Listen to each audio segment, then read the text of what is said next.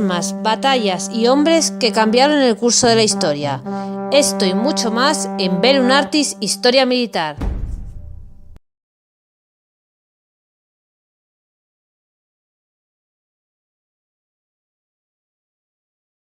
Cualquiera que sea la organización del arma móvil del futuro, el espíritu que le anime será el de la movilidad. Movilidad en el pensamiento y movilidad en el cuerpo. Y aunque ya nunca se verán en el campo de batalla aquellas masas de caballería cargando, rodilla con rodilla, como en los tiempos de Sedilis y de Murat, mientras la guerra subsista, será preciso que la caballería, o su equivalente mecánico, si alguna vez llega a producirse, prepare el camino y aseste el golpe final para destrozar el poder de resistencia del enemigo.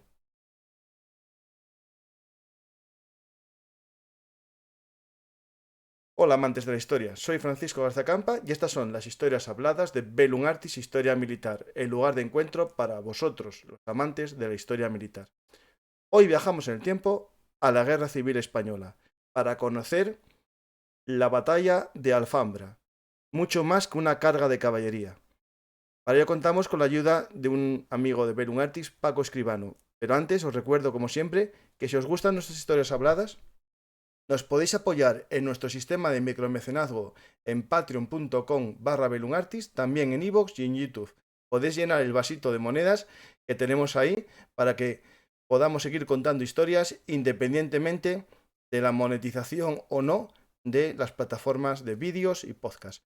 Muchas gracias a todos y comenzamos nuestro viaje en tiempo. No sé si voy a pasar mucho calor, porque aquí estamos pasando calor, pero donde hubo la carga, en aquel momento creo que estaban pasando más bien mucho frío, como ya vimos en el programa de la batalla de Teruel, que os contamos hace tiempo en Bellum Artis. Sin más dilación, empezamos este viaje. Hola Paco, ¿qué tal? Hoy volvemos a hablar de historia militar española contigo, que hicimos un programa ya hace tiempo sobre la Legión Española, que fue un programa magnífico que recomiendo a la gente ver. Pero podemos presentarnos un poco, ¿no? Es decir, los que no te conozcan, puedes presentarte así en un par de frases. ¿Quién eres? Bueno, yo soy coronel de caballería, doctor en historia contemporánea. Durante unos años he sido profesor en la Academia General Militar y en el Centro Universitario de Defensa, aunque ahora estoy destinado en otro tipo de cometidos. Ujú. Y he trabajado durante muchos años en cuestiones de historia militar, específicamente sobre la primera mitad del siglo XX. Entonces, por eso hablé contigo hace unos meses sobre la Legión en los primeros años en Marruecos y hoy pues vamos a hablar de guerra civil. Pues vamos a tratar un tema que conoces muy bien, que formaste a las nuevas generaciones de soldados españoles. Y de hecho, en algunos vídeos que vas a poner, se ven ahí soldados aprendiendo las lecciones tácticas, ¿no?, de esta batalla, en pleno campo de batalla. No, en realidad no son soldados, todos esos que Ah, en algunas de las fotos que vamos a ver ahora y en los dos vídeos lo que se ven son ya tenientes e incluso creo que capitanes de caballería. vale, vale, es Por, que a vista de dron. sí, claro. Entonces los que se ven ahí efectivamente son alumnos de la Academia General Militar a los que les he impartido básicamente esta misma charla que vamos a ver ahora. Ellos la han recibido desde un punto de vista teórico en el aula y luego nos hemos ido al campo de batalla. Pero yo el enfoque que le he querido dar a esta formación y también a la que voy a querer transmitir hoy es que no es una clase de historia, es una clase de táctica, Ujú. porque realmente lo que ocurrió en el campo de batalla del río Alfambra en febrero del 38, lo podemos ver como una carga de caballería. Pero yo lo que quiero transmitir es que aquello fue mucho más moderno, mucho más actual, mucho más de uso incluso en nuestros días, porque fue mucho más allá que una carga a caballo. Efectivamente. Pues vamos a ver una acción de caballería que algunos lo venden como la última caballería casi carga decimonónica, ¿no? Pero tiene también elementos que vamos a ver en tu programa de modernidad, es decir, de uso más moderno que una simple carga de caballería al estilo de Murat, ¿no? Eso es. Cuando quieras y Empezamos, vamos como quieras, sí, sí, viendo, sí. pues aquí está más o menos la idea central de la charla, ¿no? Es decir, el dilema que se planteaba la caballería, la española y todas las caballerías en Europa, prácticamente en todo el mundo, en el primer tercio del siglo XX. ¿Hacia dónde había que tirar? Había que mantenerse la tradición del caballo, de las cargas gloriosas con el sable, con la lanza, o había que introducir el motor. En la Gran Guerra, en 1914, habían aparecido los primeros carros de combate con muchos problemas, eran muy poco fiables, daban muchísimos problemas, eran muy vulnerables incluso a la artillería. Como iban tan lentos, llega un momento en que la propia artillería podía batirlos, ¿no? Pero artillería de campaña, no artillería específica contra carros. Ante lo cual ahí hubo, en los años 20-30, ese dilema. Había que transformar la caballería, pasar del caballo al motor, o había que armonizarlo de alguna manera. Bueno, pues ese dilema, perdón, llegó hasta nuestra guerra civil y eso es lo que voy a intentar ver en la primera parte. Luego veremos, lógicamente, la batalla de Alfambra, lo que pasó en febrero del 38 cerca de Teruel, y luego unas pequeñas reflexiones. Y ahí abajo he puesto eso de el campo de batalla hoy. Y ahí hay una foto en la que se me ve señalándole a esos cadetes, ya son tenientes, por dónde penetró la división de caballería, por dónde tuvo lugar su progresión en el primer día del combate. Eso está en medio de Teruel. Porque a lo largo de la charla vamos a ir viendo algunos lugares tal y como están ahora mismo, cómo se pueden visitar. Es una visita muy interesante, con malas comunicaciones, como casi todo en Teruel, con unas carreteras regulares, pero se puede visitar casi todo todo el campo de batalla porque está muy poco alterado. Pues tendré que ir yo ahora que me hice propietario de un pequeño dron a grabar y hacerte la competencia en la grabación. Bueno, pues nada, ya. Cuando te acerques por Teruel, avísame, que yo desde Zaragoza puedo bajar más fácilmente y visitamos el campo de Perfecto, batalla. perfecto. Que repito, es que al ser una zona muy poco poblada, con muy poco desarrollo económico, resulta que se pueden ver las trincheras y además en algunos lugares los pueblos están rehabilitando antiguas posiciones para utilizarlas como una especie de motor turístico. Luego vamos a ir viendo algunas de ellas y al final tengo una pequeña sorpresa para ti. Ojo, una pequeña sorpresa también para mí ayer, porque yo no sabía que existía lo que te voy a explicar Ah, vale, ya vale. al final. Bueno, pues aquí vemos, si hacemos una búsqueda en Internet, Alfambra, batalla Alfambra y tal, nos van a salir inmediatamente cosas como esta, ¿no? Carga de caballería, última carga. Y fíjate abajo, a la derecha, que en inglés te ofrece una carga, una imagen, unas imágenes, que son lo que tú comentabas antes, ¿no? Cargas decimonónicas, que si Murat o Ney o a saber quién, ¿no? Porque los buscadores, los algoritmos, tienen asociado a Alfambra a caballos cargando contra el enemigo. Sí, sí. Eso, para nuestros espectadores más jóvenes, casi es lo del Señor de los Anillos, ¿no? Sí, sí. Los Las Rohirrim a cargas la de la... carga ahí en Minas Tirith. Eso es, cargando de frente contra las lanzas y a ver qué pasa, ¿no? No, esto no fue eso, ¿no? Ojo, que estas búsquedas que aparecen aquí son de hace un par de años. Esto ya ha cambiado. Precisamente, en parte por mi labor, en parte por la de otros historiadores, esto está cambiando y ahora ya la batalla de Alfambra ya está perdiendo este tono mítico, este tono irreal, porque vamos a ver que no fue lo que ocurrió, y aparecen unos estudios más elaborados, más acordes con lo que de verdad ocurrió. Y fíjate, por ejemplo, este cuadro. Justo, te iba a decir yo el cuadro de Clauser, justo, sí. Eso es. Pues este cuadro está muy bonito, muy colorido y tal, pero realmente esto no pasó así. En el centro, este que vemos aquí en el centro, es el general Monasterio. El general Monasterio no cargó a caballo, sable en mano, contraposiciones y tal. Además, también se ve detrás un carro, un T-26. Sí, la caballería capturó un carro de combate, pero no estaba tan al frente, tan cerca de las posiciones y tal. Pero es que, bueno, vemos aquí muchos jinetes, sable en mano, con una bandera española. Bueno, vamos a ver que todo eso no ocurrió así. Y encima van muy juntitos. ¿Ves que en este cuadro, Claro, por eso es una efecto, carga de caballería clásica, sí, porque es para conseguir la fuerza del choque, ¿no? Pero eso. eso es. Pero luego vamos a ver una foto en que vamos a ver que esto no ocurrió así. Y luego aquí van a galope entre, bueno, lo que vemos ahí no es una trinchera, sino la entrada a un refugio.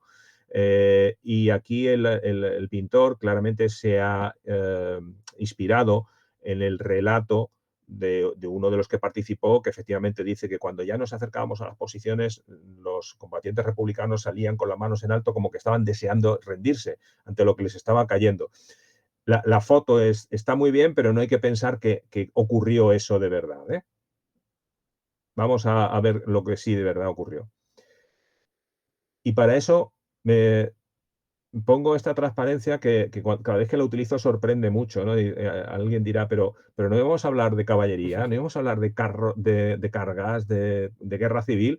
¿Por qué pone este aquí el Titanic, el dibujo de la neurona de Ramón y Cajal, un anuncio de la Coca-Cola? Todo esto lo que quiero transmitir es que entre 1870 y 1914 se produjo un salto científico-tecnológico brutal en todo el mundo.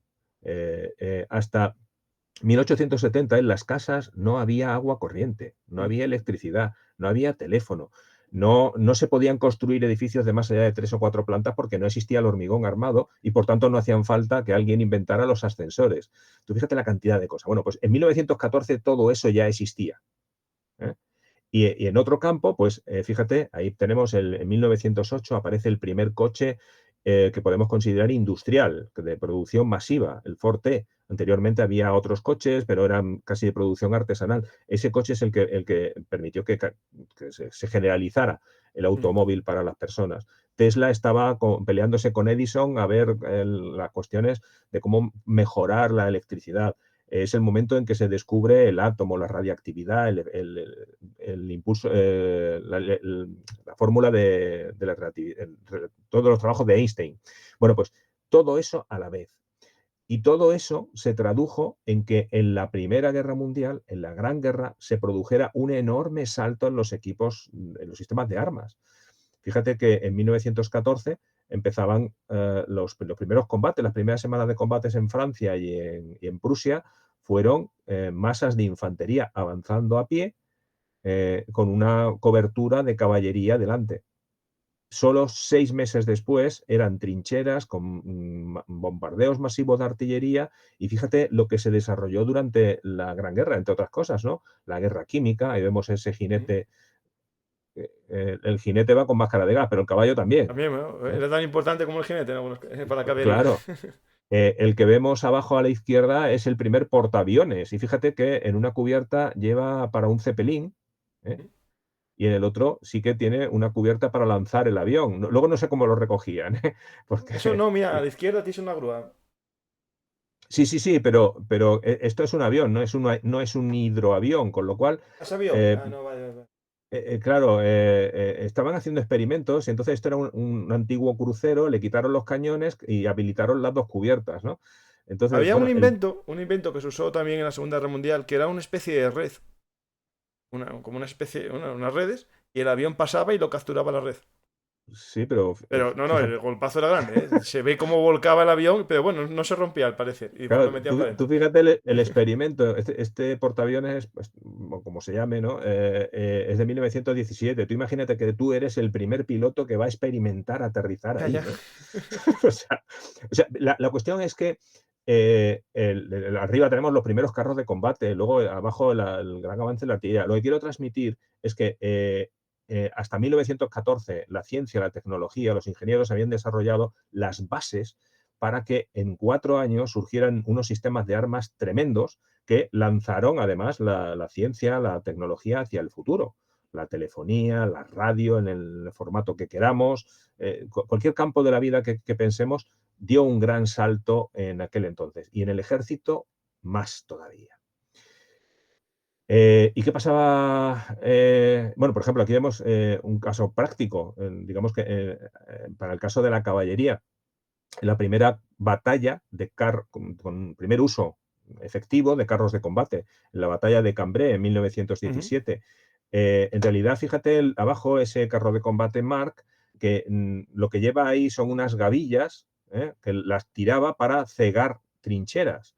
realmente no se esperaba que ese carro fuera un gran destructor, un gran matarife de alemanes, sino que lo que tenía que hacer era pasar, como vemos en el gráfico de este croquis, tenía que pasar por encima de las alambradas, romperlas, a continuación utilizar esas gavillas de madera que llevaba encima para cegar trincheras y continuar, que también tenía ametralladoras que podían permitirle causar bajas, pero su cometido principal no era ese, era romper el sistema de fortificaciones en profundidad de los alemanes.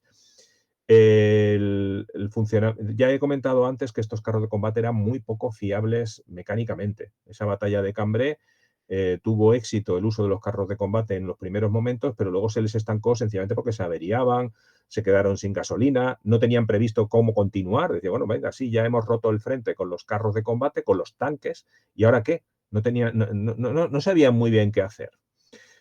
Eso se tradujo en que en los años siguientes los que habían participado en la guerra se pusieran a pensar en cómo iba a ser la guerra de futuro. Ahí arriba tenemos a los dos más conocidos, el general Fuller y Liddell Hart, británicos, los inventores del carro de combate. De hecho, de Fuller y de Liddell Hart, en un programa que tenemos sobre los tanques de Su Majestad, hablamos de ellos dos.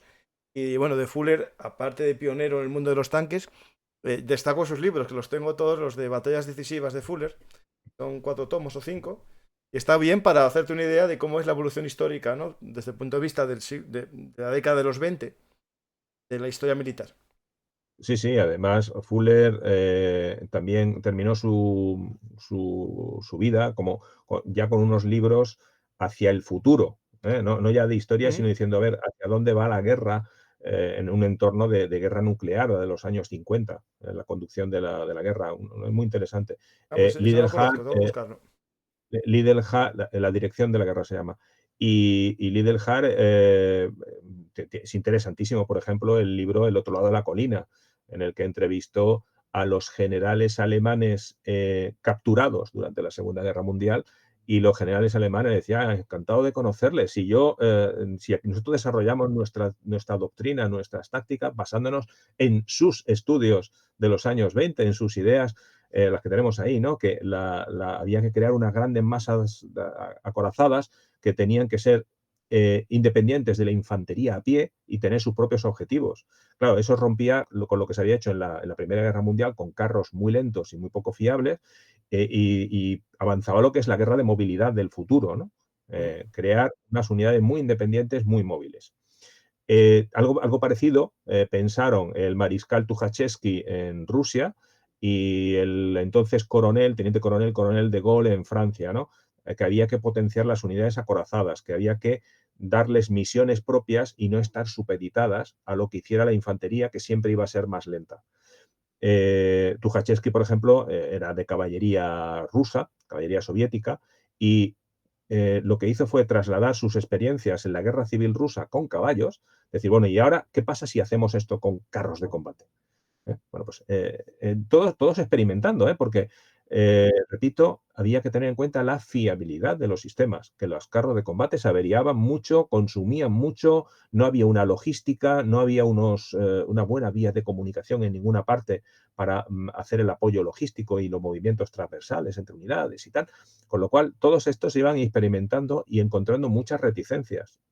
Por ejemplo, los británicos, Fuller y Liddell Hart, consiguieron que se hicieran brigadas experimentales en el ejército británico, pero no consiguieron que ese modelo se generalizara. Y De Gaulle, por ejemplo, en Francia fue proscrito prácticamente. Nadie decía, ¿pero qué dice esto? Al final Sí, se acordaron de él y sus teorías, casi ya empezada la guerra, y le dejaron unas unidades para hacer ese sí, estilo de guerra. sí, pero claro, el entrenamiento de todo el ejército era otro, Sí, era sí, utilizar completo. los carros de combate como una especie de artillería de acompañamiento muy próximo a la infantería. Ujú. No podían separarse, y sin embargo lo que decían todos estos era, hay que penetrar en profundidad, hay que dejar que los carros de combate penetren en el despliegue enemigo, y en vez de destruir unidades de infantería de primera línea, que lleguen en profundidad a acabar con los centros logísticos, con los puestos de mando. Y total, si los soldados de primera línea no tienen órdenes y no tienen comida o no tienen munición, ya se rendirán. Bien. Bueno, esta era la mentalidad de todos estos. Y el que reúne prácticamente todo esto es Guderian. Ahí lo vemos en ese libro, en 1938, que es cuando estaba creándose la Wehrmacht con su cuerpo acorazado. No le llamaban todavía la Blitzkrieg y todo esto, no. Ellos decían, vamos a experimentar. Total, ellos, gracias al Tratado de Versalles, como no habían tenido ejército durante 15 años, pues se habían olvidado de la táctica antigua y se pusieron a experimentar. Y lo Y es muy interesante. experimentaron, esto es interesante para la gente, en la Unión Soviética, con el Tratado de Rapallo, en la época de la Reichswehr, casi todo lo que aprendieron, lo aprendieron en Rusia. Bueno, Es- yo no diría exactamente que lo- lo no, lo aprendieron, sino pusieron que en práctica en maniobras. eso es, fue una simbiosis, porque a fin de cuentas los soviéticos, Tukhachevsky, tenía carros de combate, podía experimentar con ellos y con esa idea, y los alemanes en la Primera Guerra Mundial habían desarrollado sus conceptos de penetración en profundidad con las tropas de choque y todo esto, con lo cual lo que hicieron fue coger esa mentalidad de tropas de choque para entrar en la retaguardia del enemigo y decir, ¿y qué pasa si esto lo hacemos con carros de combate? Y ahí en el polígono, en el campo de maniobras de Kazán, en Rusia, efectivamente, se produjo la fusión entre soviéticos y alemanes en los años 20. Mm. Lo que pasa es que 10 años después, como Stalin mató a Tukhachevsky, le fusiló, pues ahí se perdió parte del conocimiento en el ejército rojo, mientras que los alemanes seguían avanzando y experimentando. De hecho, fíjate, el gráfico ese que he puesto a la izquierda es un gráfico que podría ser perfectamente de la guerra relámpago alemana, pero Sí. realmente es soviético. Es una penetración soviética porque también aprendieron mutuamente. Lo que quiero transmitir con esto es que en los años 20 se estaba experimentando, viendo qué había pasado en la Gran Guerra y decir, ¿y ahora qué? Cuando haya una guerra en el futuro, ¿hacia dónde vamos? Y todos estos estaban trabajando con carros de combate, con colaboración con aviación y demás, ¿no? Y en España, pues estábamos en la guerra de Marruecos. Y en la guerra de Marruecos no había comunicaciones, el enemigo era irregular, no había frentes definidos, con lo cual la guerra que se hacía es la que vemos en esas fotos, la de los bloqueos, las columnas, ahí sí que hacía falta la caballería a caballo, ¿no? Es que no había carreteras, entonces era la única posibilidad de hacer cosas. Y fíjate, por ejemplo, me gusta mucho la imagen de abajo, es el desembarco de Alucemas, en el que vemos cómo era el territorio donde tuvo lugar esa campaña, ¿no? Vemos que no hay playa, lo que hay es unos acantilados que llegan hasta el mismo mar, ¿no? Es decir, en esas condiciones era muy difícil plantearse hacer un ejército moderno, es decir, hacia dónde va la cooperación aeroterrestre Ajá. entre carros de combate y aviones, ¿no? Bueno, el programa que hicimos juntos sobre la Legión en Marruecos, 1920-1927, tratamos el tema, incluso, Ujú. si no recuerdo mal, fue contigo, que hablamos un poco de las primeras unidades de carros que se habían metido en Marruecos. Creo que sí se habló Sí, algo. sí, pero en la primera acción, que fue en marzo de 1922, se utilizaron 4 carros de combate, ¿Mm? porque realmente no cabían más. Y es que además los carros de combate los tienes que utilizar a ser posible contra un objetivo que sea rentable. Y sin embargo, allí en Marruecos, utilizar carros de combate contra una loma, contra una Sí, sí, posición, sí. contra un poblado, dice, bueno, ¿y ahora qué? Claro, en Cambré no sé si utilizaron 400 carros de combate en 1917 y nosotros la primera vez que lo utilizamos fueron 4. Es decir, ojo, pero no porque nosotros fuéramos peores o tal, no, es que Que no te sencillamente dan lugar tampoco sentido táctico. claro, el terreno, el enemigo es lo que te conduce a las necesidades. En Marruecos los carros de combate tuvieron un papel muy secundario porque no podían tener otro, eh, ¿sabes? Y eso hizo que la evolución del ejército español fuera diferente en otra vía a la que estaba teniendo lugar en Europa. En concreto, en caballería, en el caso de la caballería, pues las unidades que se crearon entonces, pues por ejemplo, fueron los regulares. Ahora los regulares solo son infantería, pero desde su origen eran infantería y caballería. Aquí vemos, abajo vemos la foto del primer grupo de regulares, el de Melilla, los jefes, que además el que está en el centro es un teniente coronel de caballería, que era el jefe de la unidad, ¿no? Y durante la campaña de Marruecos, ahí vemos cómo los grupos de regulares de Melilla y Alucemas, pues estuvieron moviéndose por ese territorio tan complicado, con tantas vaguadas, con tantos barrancos, y se mostraron como unas unidades bastante versátiles y bastante adecuadas para el tipo de operación que había. También se creó en 1925 un escuadrón de lanceros del Tercio de Extranjeros, de la Legión. O sea, tú fíjate, en 1925, 7 años después del final de la Gran Guerra, cuando Tucholsky y Guderian y Manstein y todo esto están pensando en cómo utilizar los carros de combate, nosotros creamos un escuadrón de lanceros. En realidad, olvídate un poco de la lanza, ¿no? Porque al final de cuentas, en esta época, lo importante es que esos jinetes llevaban fusiles, carabinas, con las que apoyar por el fuego, No, incluso pero unidades de ametralladora llevaban estas de caballería. efectivamente tenían, bueno, los regimientos tenían un escuadrón de ametralladoras. Ahora no recuerdo cuántas ametralladoras tenía este escuadrón del Tercio, pero efectivamente eran unidades que lo de la lanza casi era Al por desfile, sí. tradición, pero seguía siendo a caballo. Bien es verdad que en aquellos momentos, fíjate, en las fechas de publicación de todos estos libritos, 1929, 30, había numerosos estudios de militares españoles que estaban yendo a maniobras del ejército alemán, estaban leyendo lo que se hacía por ahí fuera, lo publicaban. Ahí tenemos la colección bibliográfica militar de aquellos años, interesantísima. Fueron una serie de libros que se iban publicando sobre la actualidad de los ejércitos, hacia dónde se iba, y ahí vemos una serie de títulos en los que se reflexionaba sobre la incorporación del carro de combate, en general, del motor a las operaciones. Y en esa línea, uno muy importante, para lo que estamos hoy, fue el librito que publicó el teniente coronel José Monasterio en 1930, El momento de la caballería. Y fíjate que yo que soy de caballería, cada vez que leo esto, en ningún momento de su historia ha sido el porvenir de la caballería tan incierto como hoy. La verdad es que en 2022 seguimos así. Eso te iba a debatir yo al final del programa. No lo puedes decir. Ahora estamos encima en el caso de la caballería española, que a lo largo del siglo XX hemos acabado teniendo los mismos materiales que la infantería. Entonces, el carro de combate en infantería y en caballería, ante lo cual quiere decir, bueno, ¿para qué queremos que haya dos? En realidad tenemos dos mentalidades y dos formas de usarlos completamente diferentes, pero en realidad el medio es el mismo. Hay otros ejércitos en que directamente infantería se basa en combate a pie y caballería con carro de combate. O sea, que es un dilema que existe en... Sí, que perfectamente podríamos decir que las unidades blindadas estuviesen todas en caballería y era más fácil. Claro, claro. Sí.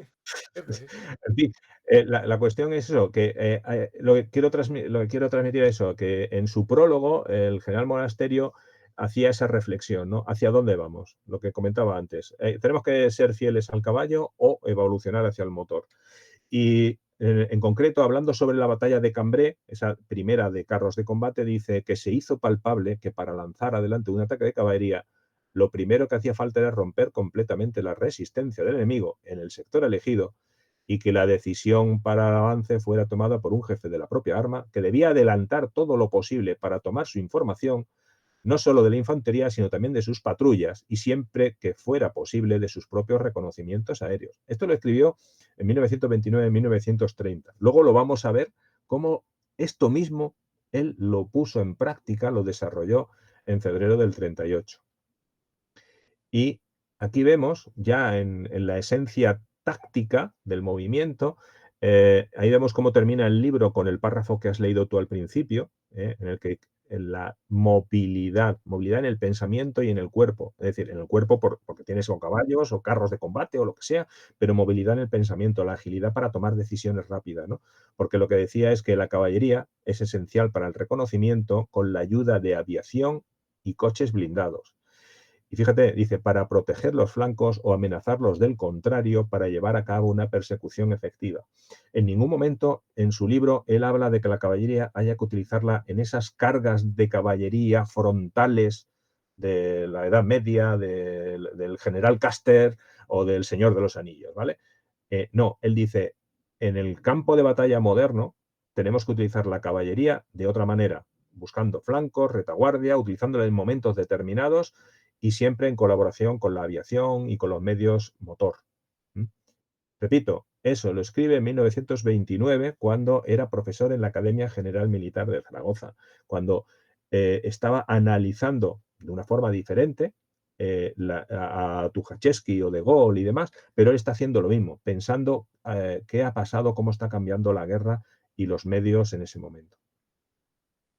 Y ya te digo, todo eso lo va a llevar a la práctica. En concreto, a finales del 37, lo que pasa en la Guerra Civil Española es que se cierra el Frente Norte, con la caída ahí de los últimos bastiones en tu tierra. Creo que Gijón fue el último punto ocupado. Sí, Y porque me se suena cierra. que cayó Bilbao antes, sí. Sí, sí, bueno, el avance fue de este a oeste, de manera que cayó el País Vasco, luego en el verano del 37 cayó Cantabria y ya en el otoño del 37 se fue avanzando sobre Asturias y creo, a no ser que haya alguna cosa que se me escape, que el último reducto fue Gijón, desde donde ya partían los barcos de la gente intentando escaparse, ¿no? La cuestión es que Franco, al cerrar ese frente, lo que hace es liberar todas las unidades que estaban participando en esa campaña, más las que recluta, que es un tema del que habría que hablar mucho, el reclutamiento forzoso de batallones y batallones de antiguos soldados republicanos que pasan al Ejército Nacional, y con eso Franco organiza lo que se llama la masa de maniobra, que va a estar reuniéndose en octubre, noviembre del 37, a lo largo de lo que es ahora la carretera nacional 2, la autopista de Aragón entre Madrid y Zaragoza, ahí en la Alcarria. Y ahí van reuniéndose las unidades, reorganizándose, preparándose para lo que se va a lanzar, que es la gran ofensiva contra Madrid. El general Rojo, jefe del Estado Mayor republicano, intenta parar ese golpe y lanza en diciembre del 38 la batalla para ocupar Teruel. De manera que lo que quiere es que Franco retire sus fuerzas de esa posible ofensiva contra Madrid y ver a continuación qué pasa, ¿no? Para conocer la batalla de Teruel, digo a la gente, le invito a ver un programa que tenemos hace tiempo grabado con David Alegre. No sé si lo conoces, hizo un libro bastante famoso sobre la batalla de Teruel. Y ahí contamos cómo fue todo, digamos, el frente. Mencionamos un poco la protagonista de este programa que vas a desarrollar tú. Pero el que quiera conocer todo el entorno de la batalla de Teruel, que lo busque en Velum Artist Podcast en iVoox, y ahí puede descubrir un poco cómo fue la batalla por Teruel, el Stalingrado español, ¿no? Porque sí, un frío de muerte en aquel momento. Pobre gente, la verdad. Sí, sí.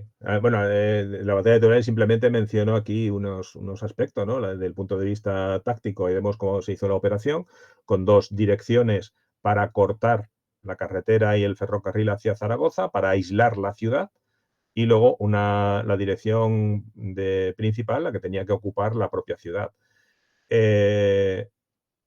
Todo eso se lanzó el 14 de diciembre. Las tropas republicanas, como les ocurrió en otras muchas ofensivas, se entretuvieron demasiado en objetivos secundarios. En fin, tenían una superioridad de medios tan grande que esto tenía que haberlo hecho mucho más rápido. Y les costó al final prácticamente un mes terminar de consolidar el control de la ciudad. Y eso permitió la llegada de tropas nacionales a cubrir el flanco rápidamente. Efectivamente. Ojo, las primeras tropas nacionales venían muy cerca. Albarracín y Alcarria están a unos 40, 50 kilómetros de Teruel, con lo cual muy rápidamente llegaron ahí las primeras tropas a cerrar el tapón, a cerrar la brecha, a que no siguieran los republicanos avanzando hacia el norte. Pero es que en realidad los republicanos no hicieron casi ningún intento de continuar hacia el norte. Se enredaron ahí hasta que consiguieron acabar con la resistencia que los nacionales tenían localizada en varios edificios en el centro de Teruel. Y encima coincidió, pues eso, vino una borrasca de nieve, frío tremenda, que hizo que prácticamente durante unos cuantos días a caballo, entre final de año del 37 y primero día de enero del 38, prácticamente se congelaron las operaciones, porque es que se llegó a alcanzar los 20 grados bajo cero Y claro, hay que pensar en el equipamiento que tenía esta gente, ¿no? La cuestión es que el general Rojo consigue su objetivo de distraer a Franco, porque además Franco, cada vez que le ponían la muleta, él entraba. Y había generales que le decían a Franco, no, pero no pasa nada por perder Teruel. Si nosotros queremos lanzar la gran ofensiva sobre Madrid, hemos perdido Teruel, pues ya está. Pero no, Franco se empeñó en que había que recuperar Teruel, que no había que permitir que el ejército republicano, que el bando republicano se apuntara a ningún tanto. Y ahí vemos cómo en los primeros días de enero empiezan a lanzar ofensivas para reconquistar la ciudad. Vemos aquí este cuadradito, vemos Teruel, ¿sí? Pues fíjate, estamos en este trozo aquí. Estaba atacando de frente en una zona muy pequeña, muy estrecha. De manera que estos ataques en enero son muy cruentos, muy duros y no consigue prácticamente resultados. Y entonces a mediados de enero cambia completamente la cuestión, porque se dejan de hacer esos ataques frontales y el 19 de enero el cuartel general de Franco le manda una directiva al general Dávila, jefe del Ejército del Norte, de que en vez de hacer esos ataques frontales haga esto otro. Fíjate, este cuadrado verde de aquí es lo que se había hecho en enero, en un terreno muy pequeño, en un frente muy estrecho, hacer un ataque continuo. Y lo que le dice es, ahora vas a atacar en todo lo demás. Sí, que ya no es una, digamos, ya no es una campaña solo por la ciudad de Teruel, sino ya por la provincia entera. La La provincia mitad, es porque mucho, ya tenía la sí. mitad, ya tenía la mitad casi. Sobre todo, más que desde el punto de vista territorial, hay que pensar desde el punto de vista de cambio de mentalidad táctica. Ya no es ocupar la loma, la vaguada, la ciudad. Vamos a hacer una maniobra mucho más amplia, muy diferente, en la cual vamos a pasar a un segundo plano, a una segunda fase la ciudad. Que al final lo que quería es recuperar Teruel, pero vamos a hacerlo de otra manera. Y fíjate cómo él multiplica el espacio, el campo de batalla, lo abre muchísimo. Ya no es un campo de batalla de infantería, es de caballería, es de movilidad. Y es ahí donde va a tener papel importante la división de caballería. Aquí vemos esa directiva, cómo se va traduciendo, la de hacer la batalla, plantear la batalla de otra manera, y aquí vemos cómo se dice, este documento ya es del Ejército del Norte. El 2 de febrero dicen, queremos sujetar al enemigo en el frente Villarquemado-Singra, es este de aquí. Aquí está en la Sierra Palomera. Es una sierra muy dura, donde además estaban bastante abrupta, donde estaban los republicanos asentados desde el principio, y es donde esperaban el ataque, esperaban un ataque frontal. Esto que vemos aquí es la carretera entre Teruel y Zaragoza. Pues lo que esperaban era un ataque frontal. Y ahí estaban preparados los republicanos esperándola. Bueno, pues lo que dice es, vamos a mantener fijo ese frente y lo que vamos a atacar es por otros lados. En concreto, fíjate la cantidad de unidades, estos son divisiones del Ejército Nacional que se preparan para atacar. Y en vez de hacerlo de frente, lo que van a hacer es esto. Van a atacar por los extremos, que es una zona no tan abrupta donde no había tantas unidades republicanas. Eso es lo que dice ahí. En un primer Digamos, momento, aprovechar los flancos débiles. eso es. Y a continuación dice, realizada la ruptura, irrumpir con una masa de caballería en la dirección Visiedo, Santa Catalina y tal. Aquí tenemos la caballería, es esta división que tenemos aquí de color más oscuro. Y entonces lo que dice es, vamos a hacer esto. Vamos a meternos por el centro, que es una zona, esto es igual que todo el alrededor son sierras, son barrancos, en el centro son los llanos de Visiedo, es una zona cerealista, vamos a ver luego alguna foto, lo vamos a ver el vídeo, y ahí puede maniobrar la caballería. Pues entonces vamos a lanzar la caballería por ese campo abierto hasta alcanzar la línea fuerte del río Alfambra. Soy muy pesado, pero fíjate que a la caballería no se le dice que ataque de frente a nadie, se le dice que rompa y profundice. Sí, digamos que llega a la retaguardia y una vez que asegure la retaguardia enemigas, ¿no? Eso es. Y el río Alfambra, ¿hay algún camino que comunique con Teruel? Digamos que sea una vía de retaguardia de Teruel. Digo, la importancia que tenga Ah, el Alfambra, o es solamente como un punto de referencia. No, no, no, ahora, a ver, bueno, más adelante, recuérdamelo cuando ponga, Vale, vale. más adelante vamos a ver un mapa de carreteras de la Eso, época justo, eso, sí. Sí. y ahí se va a ver la correspondencia, porque claro, esto es una imagen de Google Earth de ahora, pero vamos a ver la correspondencia de lo que tú comentas, ¿no? Vale. Del espacio físico en aquel entonces. Aquí vemos en concreto la misión, perdón, la misión, cómo iba a ejecutar esto la división de caballería. Ahí vemos al general Monasterio, el escudo de la división, y dice, partiendo de la zona tal, avanzar hacia el sur. Y dice, en una segunda fase, la división de caballería avanzará a la línea Perales de Alfambra, estableciendo contactos y tal. Es decir, todo esto estaba perfectamente planeado. Una de las características de las cargas es que, de las cargas tradicionales, es que nunca podían estar planeadas. Tenían que estar más o menos pensadas al momento de hacerla, pero la carga se lanzaba aprovechando un momento determinado. ¿Mm? Bueno, pues en el caso de lo que ocurrió en el Alfambra, está perfectamente prevista cada una de las fases, cada una de las acciones. No se contaba con que en ningún momento hubiera que esa masa de caballería tuviera que hacer frente a una gran cantidad de enemigos, porque volviendo a esta de aquí, vemos que los nacionales prepararon en total 13 divisiones para atacar a dos y pico republicanas. Claro, Porque no, además no. la superioridad era brutal. La superioridad era brutal porque además los republicanos se equivocaron estratégicamente porque consideraron que la batalla de Teruel ya había terminado y empezaron a retirar fuerzas, empezaron a retirar unidades desgastadas para utilizarlas en otro sitio, retiraron parte de la aviación para utilizarla en otro sitio y Franco seguía obcecado en todo esto. Entonces concentró toda su masa de maniobra donde los republicanos no tenían casi nada. Entonces, en ningún momento se planteó conseguir esa gran superioridad en el campo de batalla para no tener que combatir. Y todo eso se traduce en estos documentos. Por cierto, los documentos están en el Archivo General Militar de Ávila, que es el especializado en la guerra civil.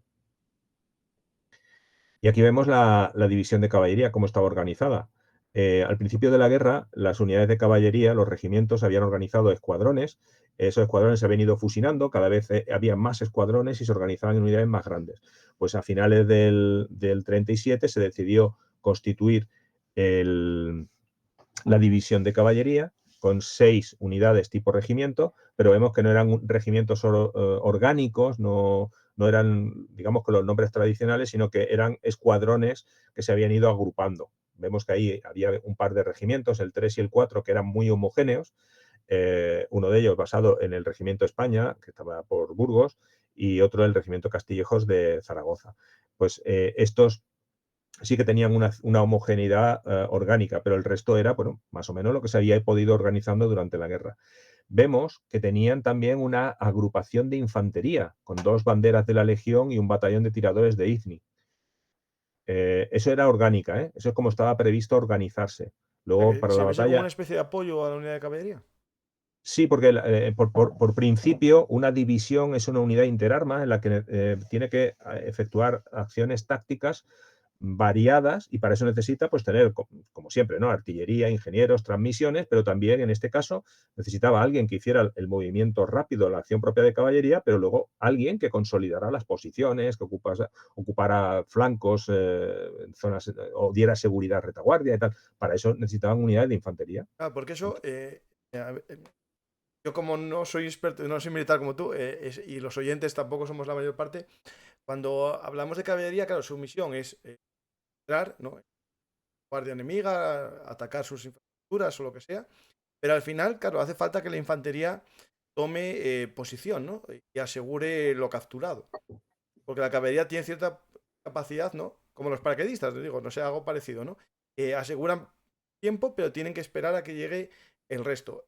La idea es que si una división actúa independientemente, como una unidad independiente, tenga en sí esa capacidad de asegurar el terreno, ¿no? Más que de asegurar, hay que pensar en la velocidad de la acción. Por ejemplo, has hablado de los paracaidistas. Bueno, pues en Francia, en el ejército francés, los paracaidistas son de caballería. Igual que en Estados Unidos, la caballería es la que lleva los helicópteros. Sí, eso sí, sí, sí. Ento- entonces, en la caballería en general es la responsable de llevar a cabo las acciones que necesitan rapidez, velocidad. Y la infantería tiene que encargarse de acciones más lentas, pero en las que haga falta mayor concentración de fusiles, de fuerza, porque la caballería es más dispersa en el campo de batalla, ¿no? Entonces, en una división de infantería habrá 6 regimientos de infantería y 1 de caballería, porque el de caballería va a complementar a los de infantería en aquello que haya que hacer más deprisa. Exploración, por ejemplo, ¿no? Reconocimientos, asegurar flancos, sondeos, lo que sea, ¿no? La explotación del éxito, una persecución. Para eso hace falta velocidad, pues para eso la infantería necesitará caballería. En este caso, constituyes una división de caballería para hacer acciones rápidas con mucha gente, pero habrá algunos momentos en que necesite poner en un cruce de carreteras a 100 hombres para asegurarlo, o un puente, o un flanco, o lo que sea, ¿no? Y entonces, ¿vas a desperdiciar a 100 jinetes que pueden moverse muy rápido para tenerlos dando protección a un puente? Claro. Pues para eso se creó, desde el punto de vista orgánico, ¿eh? Esto es un punto de vista de organización teórica. Luego no se pudo llevar a cabo por la premura de la batalla, ¿no? Pero para eso se creó esa agrupación de infantería con esas 3 unidades. Luego te diré cómo las utilizaron en la batalla de Alfambra para que veamos esas posibilidades, ¿no? La cuestión es que se crea esta división de caballería, empieza a organizarse como ya he comentado, en la zona de la Alcarria, cerca de Albarracín, y en cuanto tiene lugar la batalla de Teruel, empieza a reunirse cerca de Teruel. Y aquí vemos cómo, una vez más, cómo se dice lo que tienen que hacer, ¿eh? Y en concreto, esta ya es la orden de operaciones de la división de caballería. Sigue dando los detalles. Fíjate, te dice dónde se tiene que poner, ocupada la línea, rebasada tal, tienen que ponerse en tal sitio. Cómo hay un planeamiento minucioso de la acción. Se define perfectamente, hay un reconocimiento, un estudio. No es una acción improvisada, no es Napoleón enviando al general Ney a hacer una carga al punto por donde vienen los prusianos. Es un planeamiento muy meticuloso. Contaban con mucha información por reconocimientos aéreos, por las tropas en contacto, y con todo eso hacen un planeamiento muy, muy profundo. Aquí tienes el campo de batalla, lo que comentabas antes. Este es un mapa de carreteras de aquella época. Vemos Teruel, y aquí vemos esta carretera que viene aquí, que viene en paralelo todavía hoy, o sea, por el Valle de la Alfambra. El Alfambra es este río. ¿Vemos? Aquí el río. ¿Se va viendo mi ratón? Se ve, sí. ¿Sí? Pues ahí tenemos el río, y el río desemboca aquí, cerca de Teruel, desemboca en el Turia. De manera que es una vía de penetración natural, porque aquí hay una serie de lomas, el terreno es muy accidentado en toda esta zona, pues el Valle de la Alfambra está más abierto hacia, en este caso, hacia Teruel por el norte. Y vemos aquí que no hay ni una carretera. En todo el campo de batalla es este que vemos aquí marcado en verde, que tiene unos 30 kilómetros por 20. Bueno, pues en este campo de batalla vemos que no había carreteras. Tampoco hay muchas ahora, no te creas. Y porque, como he comentado antes, por esta zona, la zona oeste de este campo de batalla, está la Sierra Paromera, que es una especie de murallón que cierra lo que hay detrás. Bueno, pues este es el campo de batalla. Ahí vivía muy poca gente, había muy pocas comunicaciones, ante lo cual el mando republicano creyó que no era muy importante. Vamos a ver su error. El otro óvalo que tenemos aquí, este verde, es la zona de concentración de la división de caballería. Vemos que está alejada del campo de batalla. Vamos a ver por qué y qué hicieron a continuación. Aquí vemos el despliegue de esa división de caballería en los días previos a la batalla, los estadillos de esos días, y este documento, el de la derecha, es donde se dice cómo tienen que efectuar el movimiento para llevar a cabo su misión en la batalla. Y aquí vemos lo que se planeó. Ahora ya empieza a contar la batalla en sí. Esto es la teoría. Bueno, esto es lo que se planeó y en gran medida lo que llevaron. El 5 de febrero del 38, por aquí, por el norte, comienza a avanzar el cuerpo de ejército marroquí hacia el sur, no lo pongo de momento, y por aquí empezó a atacar el cuerpo de ejército de Galicia en dirección oeste-este. Nos vamos a centrar en lo que pasó por el centro. Ahí la 5ª División Navarra, una unidad de infantería que llevaba agregada la agrupación de infantería de la división de caballería, es decir, la caballería tenía que hacer esa penetración profunda y cuando se produjera la ruptura. No necesitaba la infantería para hacer eso. Pues se la cedió a esta quinta división navarra. La quinta división navarra ataca de frente a los pobres desgraciados que estaban aquí en esta zona del Glochón, una zona pequeña, en unas posiciones no muy bien organizadas, con un gran apoyo artillero de aviación, y consiguen romper el frente. Cuando se tiene noticias de que ha ocurrido eso, de que se ha roto el frente y que la quinta división está ocupando las lomas en torno a estos pueblecitos, los pueblecitos están en el valle y están cerrados por una pequeña sierra al norte. Bueno, cuando se tiene noticia de que la quinta división ha roto el frente, la división de caballería empieza a moverse. O sea, que En la noche, básicamente le abrieron el camino a la infantería, ¿no? sí, porque en la explotación del éxito hay que hacer eso. Primero, romper la línea de posiciones. ¿Eso cuándo va a tardar? 1, 2, 3 días, lo que sea. Y mientras las unidades que van a aprovechar el éxito después están tranquilamente en retaguardia, pues llevando vida normal. Pues en este caso, cuando rompieron el frente, dijeron, que mañana os toca trabajar. Y entonces, en la noche del 5 al 6 de febrero, vemos cómo los 6 regimientos se mueven, 5 estaban en retaguardia y se vienen por aquí, hacen esta marcha. Fíjate que son 20 kilómetros a caballo en una noche de febrero. Está todo de ¿Mm? noche en movimiento. Todo de noche, porque tenían que estar aquí a las 9:30 de la mañana. Aquí lo vemos arriba lo vemos en el mapa de carretera de la época, vemos cómo estaban en la zona que está en trazo discontinuo y hacen todo ese movimiento hasta su posición de partida en el llamado Hondo del Mas. ¿Qué querían? ¿El camino ese que había para Rubiel? ¿Herida Sí, o...?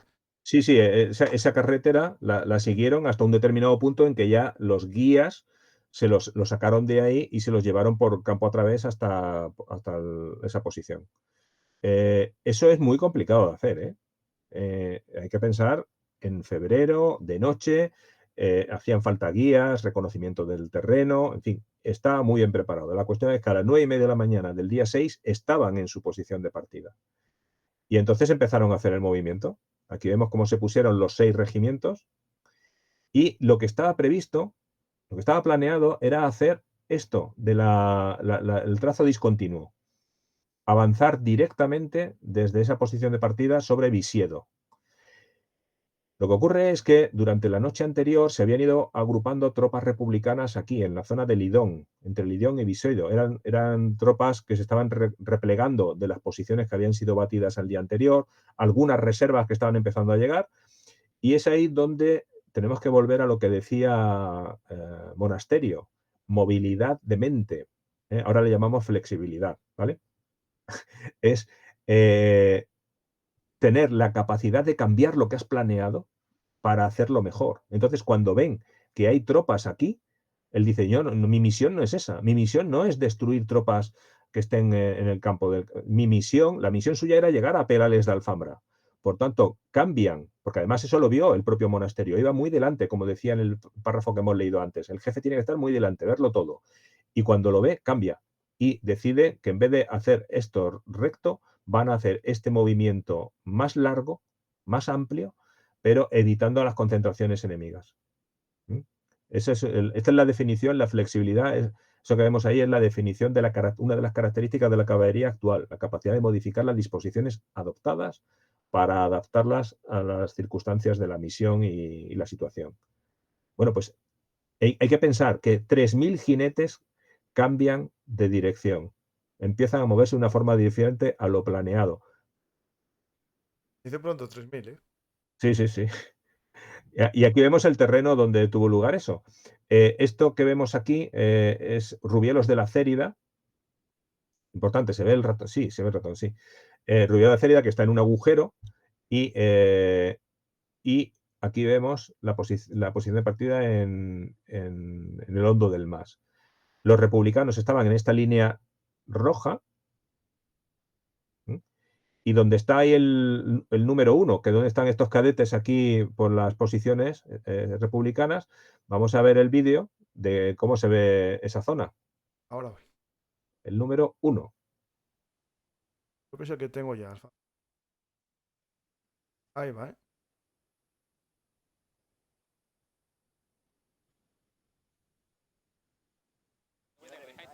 Vais a rotarlo sobre la misma posición y las imágenes que Dios. ¿Te acuerdas con los caballos? Se acojonaba el caballo cuando pasaba esto. Es que, tío, para el vídeo de Navidad... Yo estaba pensando yo. Para el vídeo de Navidad, tío, lo que digo yo, ¿cuánto alcance tiene eso? Queda pequeña la pantalla. Bueno, voy comentando. Ahí vemos cómo Espera, es espera, un...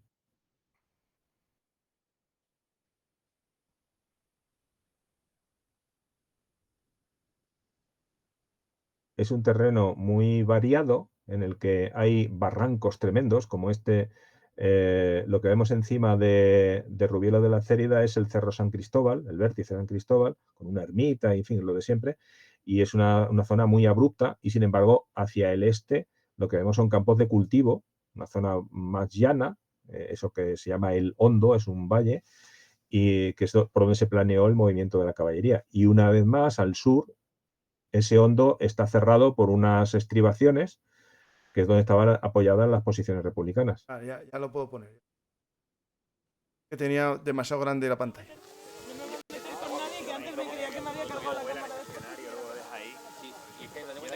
Empieza a rotarlo sobre la misma posición y las imágenes que Dios. ¿Te acuerdas con los caballos? Se acojonaba el caballo cuando pasaba esto. Es que, tío, para el vídeo de Navidad... Yo estaba pensando yo. Para el vídeo de Navidad, tío, lo que digo yo, ¿cuánto alcance tiene eso? Como para no perder el control. No veo... Ya está el vídeo. Se ve justo el cartel y volando el pequeño dron que graba después. Estás hablando por ahí a la. Sí, pero yo, por ejemplo, no lo veo. Claro, espera. Yo estaba pensando No puedes verlo. A lo mejor no lo has puesto a compartir. Espera, intentar ver si puedo.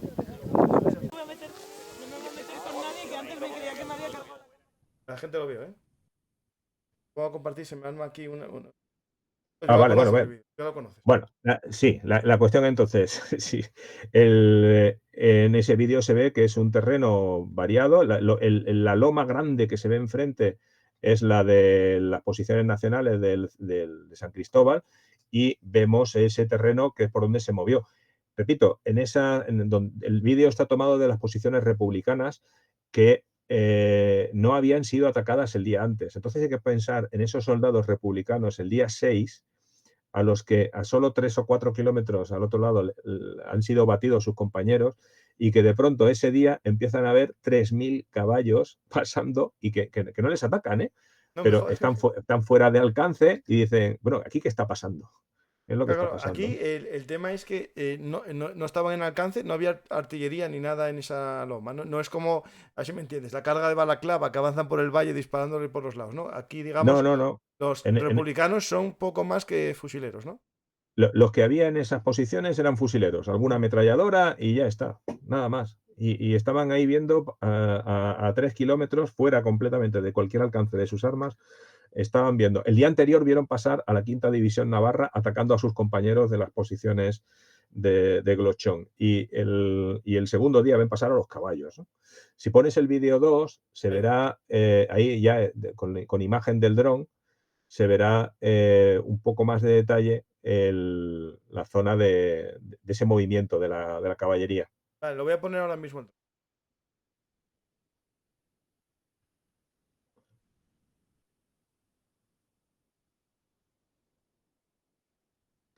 Y eso, la imagen del dron hace un barrido del más o menos el movimiento de norte a sur de la división de caballería y al final se ve las posiciones en las que estábamos, los parapetos de esos republicanos, de esas tropas republicanas que estaban ahí diciendo, bueno, ¿qué está pasando?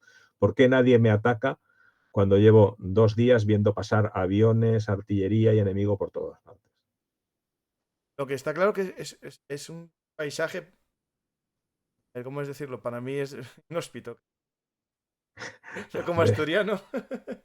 Pues Bueno, conozco esa zona, de Alcañiz y tal. Pero, claro, no es tampoco una llanura, ¿no? Porque todo está lleno como de cárcavas, ¿no? De subidas sí, y sí. bajadas. depresiones. No es una llanura ideal para una carga de caballería tampoco, ¿no? No, ojo, en esta parte no es la de la carga, esto es la aproximación, esto es lo que militarmente llamamos el paso de escalón. Sí, esto van Es despacio decir, todavía, sí, pero que no es un terreno propicio tampoco. no, claro, ahí se ha hecho el estudio del terreno para utilizar esa vaguada, el hondo del MAS, utilizar esa vaguada para ir avanzando, pero la acción decisiva está en otro lugar, que es el más apropiado, que lo vamos a ver a continuación. Efectivamente, como dices, ahí en estas zonas que estamos viendo en los vídeos, es que no hay un metro llano. No, O no. sea, incluso los campos de cultivo tienen todas sus laderas, es una zona, es una sierra. ¿eh? Sí, sí. Ya Pasamos. está visto a vista de dron y Pues aquí vemos cuando ya se salió de esa zona de barrancos, se llega a los llanos de Visiedo, que ahí sí que es una zona llana. Ese movimiento lateral en torno a Argente. Vemos en la flecha cómo esos jinetes bajaron. Toda la foto está tomada de posiciones que ya tenía la quinta división navarra, con lo cual tenían el flanco cubierto y por eso pudieron hacer todo ese movimiento. Ahí vemos que son unos campos más llanos.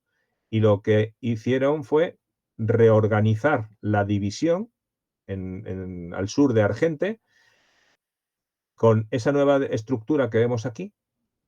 Vemos que hay solo 5 regimientos. Ahora vamos a ver qué pasó con el sexto. Y cambian la forma y ponen un solo regimiento. Esto ya es una disposición de ataque. La anterior, en una doble columna de regimientos, era una disposición para moverse rápido. Aquí ya vemos que ponen delante a un regimiento y ese regimiento a su vez pone un escuadrón, 100 jinetes delante, que son los que de verdad van a hacer la carga. Este es el momento de la carga de Alfambra. usar la cuña de caballería de toda la vida, ¿no? Más o menos. Más o menos, sí. Sí, más o menos. El sexto regimiento se lo cedieron sobre la marcha, bueno, el sexto en realidad era el primer regimiento, pero bueno, el que falta aquí, se lo cedieron a la quinta división de Navarra, que estaba avanzando, aquí vemos cómo iba avanzando hacia el oeste y se le cedió un regimiento sobre la marcha. Una vez más es la flexibilidad, es cambiar todo lo que has planeado para decir, oye, si resulta que estos están avanzando hacia el oeste y necesitan un apoyo de caballería, le cedo un regimiento porque, por otro lado, la acción de la caballería estaba siendo más fácil de lo previsto. Bueno, pues aquí vemos cómo. Ese oeste es donde estaban las unidades republicanas, la que grabasteis con el dron. ¿O es más En al norte? realidad, las del dron estarían aquí, donde está el ratón ahora. Vale, justo encima de la flecha. Eso Vale, es. vale. Nadie les atacó a esos, No, sencillamente. bueno, anda. Claro, es que hay una idea que tiene mucha gente, ¿no? Que al enemigo hay que atacarlo. No, vamos a ver. Al enemigo habrá que atacar al enemigo que sea importante atacarlo. Aquí se discriminó muy claramente entre qué posiciones había que ocupar y cuáles sencillamente no eran relevantes, ¿no? Entonces, en general, en toda esta operación, en estos 3 días de batalla de la Alfambra, no solamente en la acción que estamos viendo, sino en todas, los nacionales atacaron a relativamente pocas unidades republicanas. Y se quedaron en sus posiciones muchas unidades, pequeñas unidades republicanas, que de pronto vieron que habían caído las posiciones de la línea a sus lados, que dejaban de recibir instrucciones de sus jefes, que dejaban de recibir el apoyo logístico. Es decir, es la esencia de la batalla de movimiento. Lo que estaban teorizando Tucholsky y Manstein y Guderian y todos estos diciendo hay que profundizar en el frente enemigo y si consigo destruir los centros de mando y los centros logísticos del enemigo ya se rendirán. Bien, ¿Para qué quiero atacar a un batallón cuando puedo dejarle sin municiones, sin alimento y sin instrucciones? Ya se rendirán.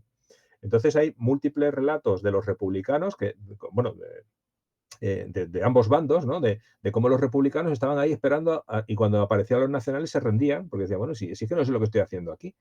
Y también, como, ojo, febrero, noches muy largas. Las operaciones se terminaban a las 5 de la tarde más o menos y no se podía seguir combatiendo. Pues el primer día, después de los combates del primer día, a las 5 de la tarde, muchos soldados republicanos empezaron a andar hacia retaguardia para intentar llegar a sus posiciones, a sus unidades. Hubo algún soldado republicano que apareció 40 kilómetros a retaguardia. Andando. Pero ojo, es así como hay que No, como combatir. Hay funciona que, así. No, no, el soldado que sobrevive a una batalla lucha en otra. sí, pero desde el punto de vista de los nacionales hicieron lo que tenían que hacer. Sí, No sí, sí. cecarse en derrotar cada posición, sino ir a las precisas para desmoronar el frente. Bueno, pues vemos que se adopta esa disposición y se va a lanzar la carga contra la ermita de Visiedo, esta que vemos aquí en la foto, que ahí sí que había una pequeña organización, parecía que es una zona muy llana y la ermita está en una elevación. Y ahí parecía que había organización defensiva, ante lo cual se ordena hacer la carga. Pero, una vez más, y soy un pesado, no es una carga de caballería al uso, porque se hizo así. Fíjate, esta foto es de esa carga. Vemos el gran despliegue. Pero fíjate, este tío de aquí, ¿se ve? Lleva una bandera blanca. Por ahí hay otra, porque había que llevar banderas blancas para indicar a la aviación propia dónde estaban las unidades. Porque encima de esta carga, de ese escuadrón que ocupó la ermita de Santa Bárbara en Visiedo, encima había 7 aviones en lo que ahora llamamos apoyo aéreo próximo. En aquel momento se le llamaba la cadena. Y aquí vemos cómo funcionaba una cadena. Los aviones estaban volando por encima del objetivo. Cuando detectaban algo, se aproximaban, picaba uno, el jefe, picaba, y detrás iban todos los demás ametrallando, tirando bombas o lo que hiciera falta. Entonces, esa carga de un escuadrón de 100 jinetes llevaba 7 aviones por encima, haciéndole la preparación del terreno. Además, los cañones y las ametralladoras antiaéreas de la división de caballería, también en tirote, no había aviones republicanos que batir, con lo cual se utilizaron como artillería de apoyo muy próximo. Con lo cual, ese escuadrón en realidad tuvo que galopar a la carga los últimos 50 metros nada más, porque hasta ese momento estaba perfectamente cubierto por el apoyo de fuego aéreo y terrestre. Tú fíjate qué diferencia con una carga de las Clásica. películas del oeste, ¿no? Sí, sí. Por cierto, que en esta carga se les ve muy dispersos, bueno, esta galopada que vemos aquí, se le ve muy disperso, pero vemos cómo se ven perfectamente las columnas, cómo está perfectamente organizado esto. Esto no son jinetes desperdigados, sino que es una unidad llevando a cabo sus procedimientos tácticos reglamentarios. Y de hecho se ve a la izquierda, en el centro, como la punta más fuerte. Sí, sí. Especie de punta de lanza. Ujú. Por cierto, fíjate, aquí tenemos el de abajo, es el capitán que mandaba esa cadena, esos 7 aviones de apoyo próximo, era de caballería, porque no existía el ejército del aire todavía. ¿Eh?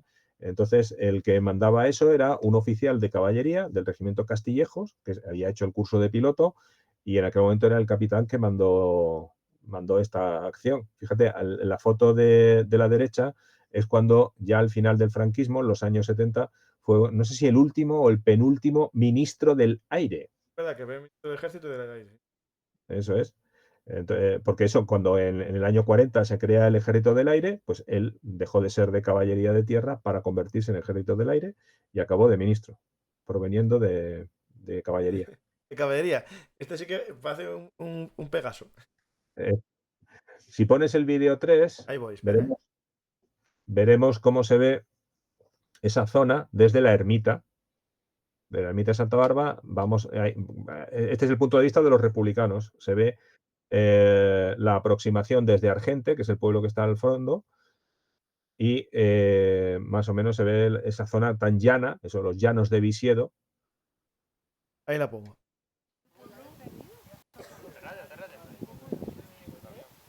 Avísame cuando termine, que yo no la estoy viendo en directo. Estás Entonces ahí hablando tú. el terreno es muy llano y ahí sí es muy apropiado para ese gran despliegue de la caballería que hemos visto. Ya está puesto. Ahí se ve perfectamente la llanura que estamos. Y si pasas al 4, vemos el dron, veremos el punto de vista del capitán Cuadra desde su avión aproximándose a la ermita de Santa Bárbara, donde estaban esa pequeña, tampoco fue una gran cosa, esa pequeña posición republicana. Pues los pobres se acordarían de Santa Bárbara cuando truene. Ahí va. Sí, sí, ahí les tronó de todo.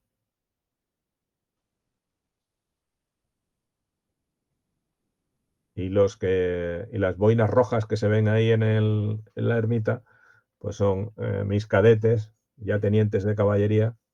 Y ahora va el dron hacia la ermita. Eso es. Estáis todos puestos a la sombra, que yo en el vídeo ahí. Hombre, es que además la batalla tuvo lugar en febrero, pero estas visitas siempre las hacemos en mayo. Y te puedo asegurar que en mayo, ahí en esos campos, hace calorcito, ¿eh?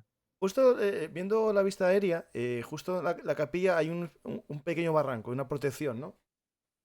Así como una Sí, claro, especie de... la ermita está en una elevación y Ujú. por todas partes hay pues un poco abrupto, de manera que ahí había algunas trincheras y tal, y era una zona simplemente de observatorio. Ahí se capturó una batería de artillería, porque es una posición muy central y los republicanos tenían una batería para el apoyo directo, y claro, estaba en esa zona.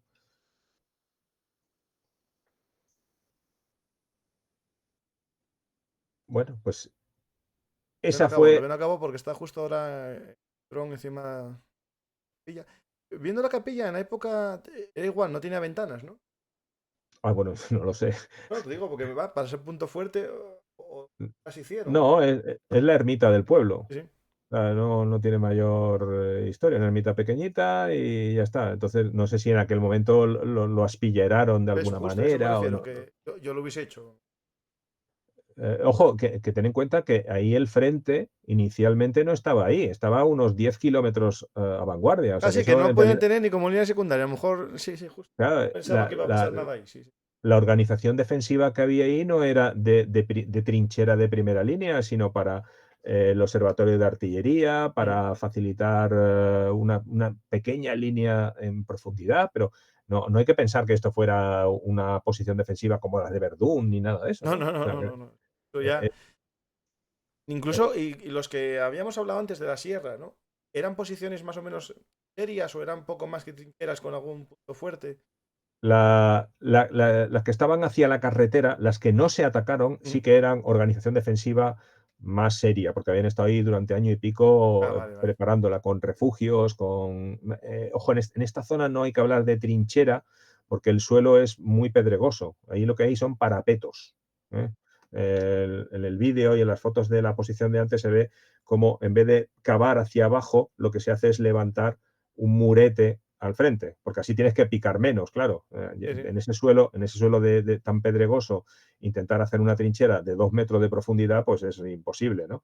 Entonces, aprovechando un poco la zanja natural y demás, se cava un poco, se pone un parapeto delante y ya tienes una protección. Sí, Eso sí, era sí. lo que había ahí.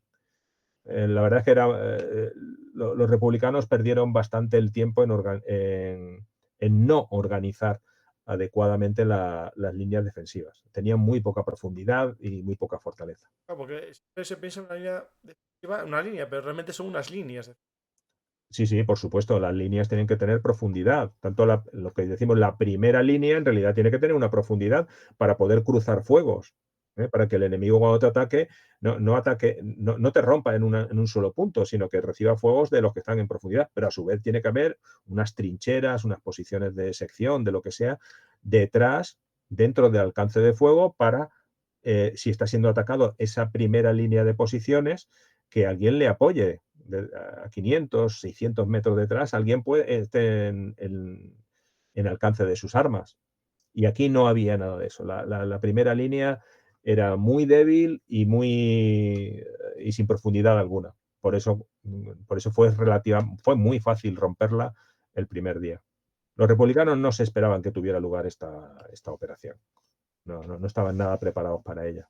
Ojo, con razón, porque era la primera vez que se hacía esto, ¿eh? O sea, Ya, sí. La guerra civil no fue una guerra de mucha movilidad, ¿no? Quizá lo más parecido pudiera ser la penetración del primer día en la batalla de Brunete, ¿vale?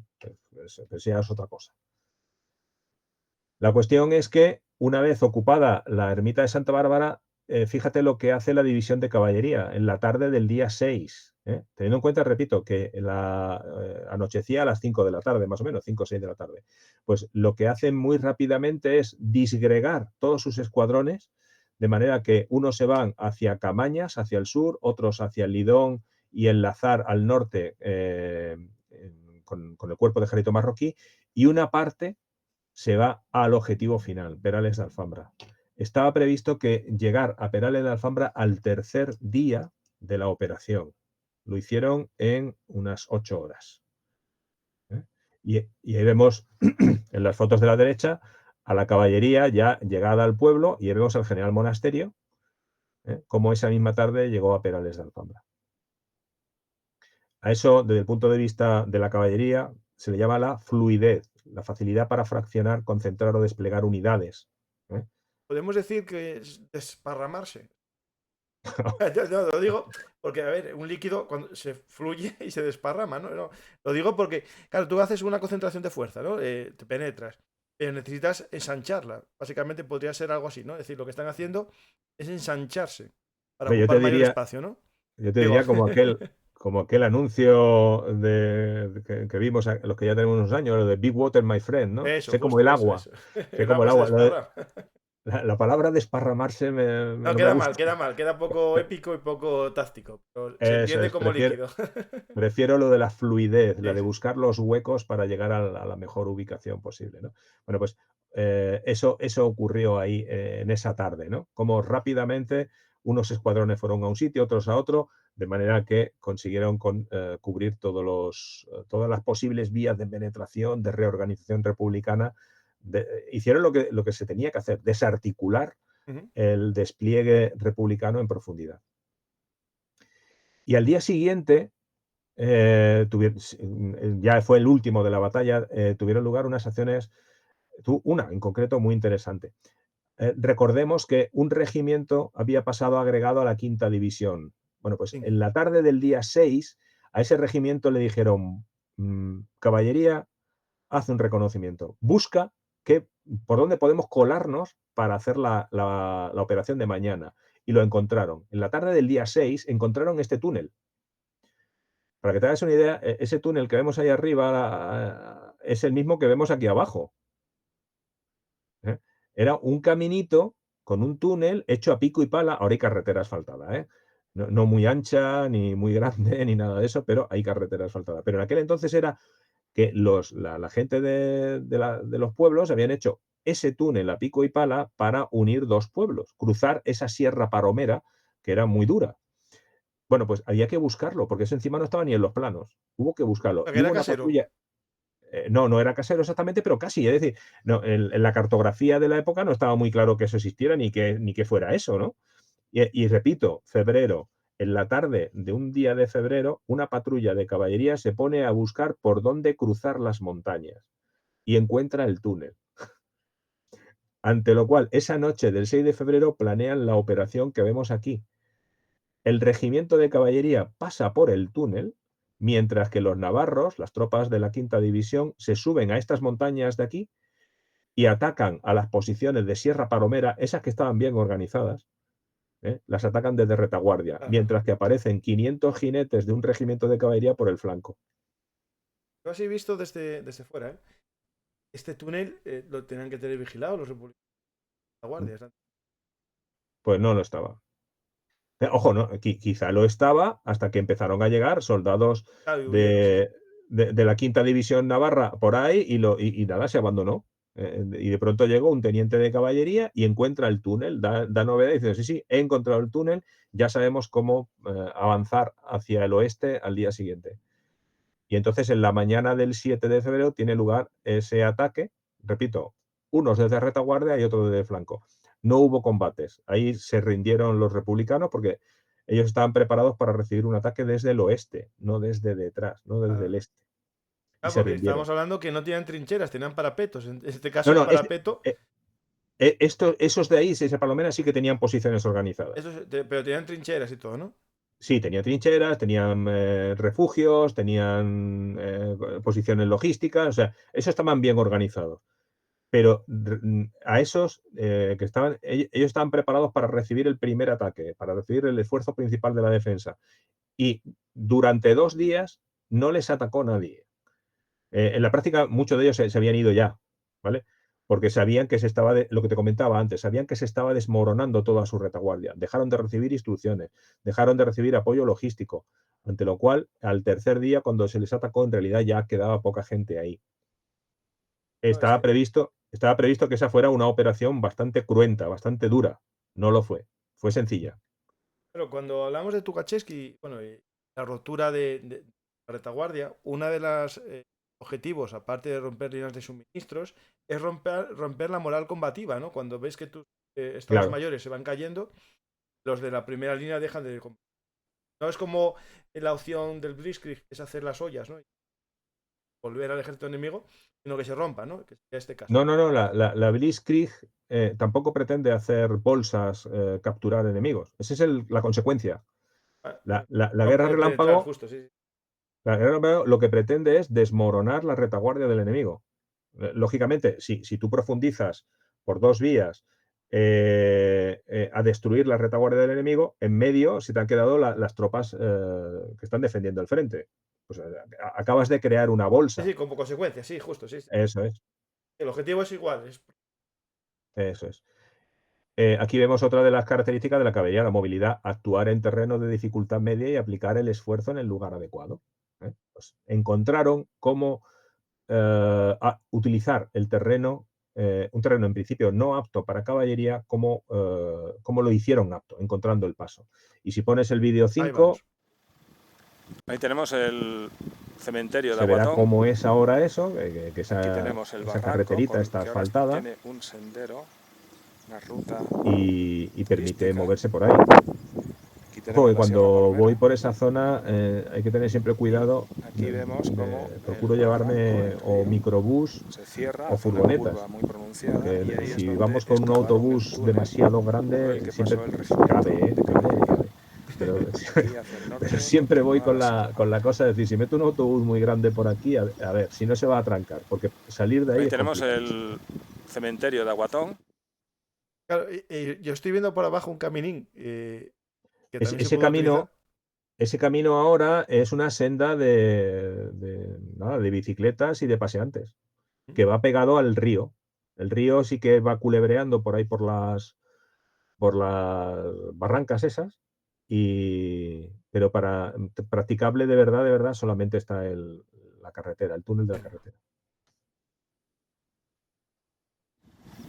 Ya está el vídeo 2 veces después para que se vea bien el pequeño túnel que hay al fondo. Eso es. Bueno, pues aquí vemos el croquis de la batalla completa de los 3 días. Porque he detallado en los últimos minutos más la acción de la caballería por el centro, pero no hay que olvidarse de que por el norte estaba atacando el cuerpo de ejército marroquí y por el sur el cuerpo de ejército gallego. Vemos esa operación y cómo los nacionales en conjunto tuvieron 300 bajas en esos 3 días.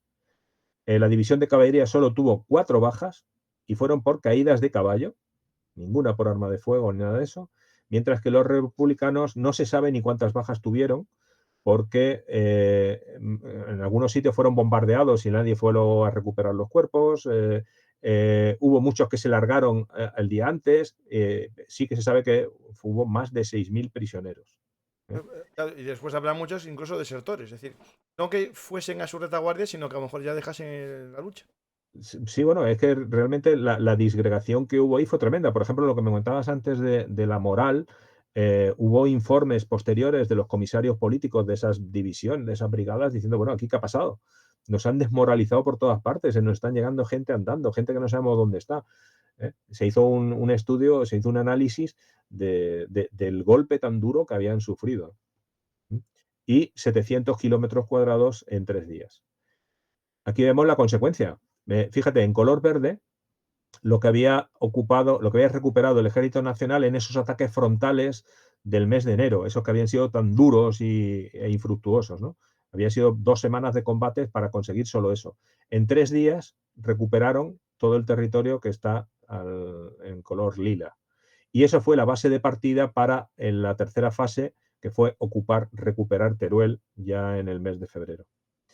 Y una consecuencia posterior de la batalla de Alfambra, de la recuperación de Teruel, fue esto otro, que Franco, ya que tenía desplegados a la mayor parte de sus cuerpos de ejército en Aragón, En vez de seguir con la idea inicial de ir sobre Madrid, pues dijo, pues vamos a utilizarlo en Aragón. Y se lanzó la campaña que llegó al mar. A ver si me lío mucho. ¿Es la campaña del maestrazgo o esa es...?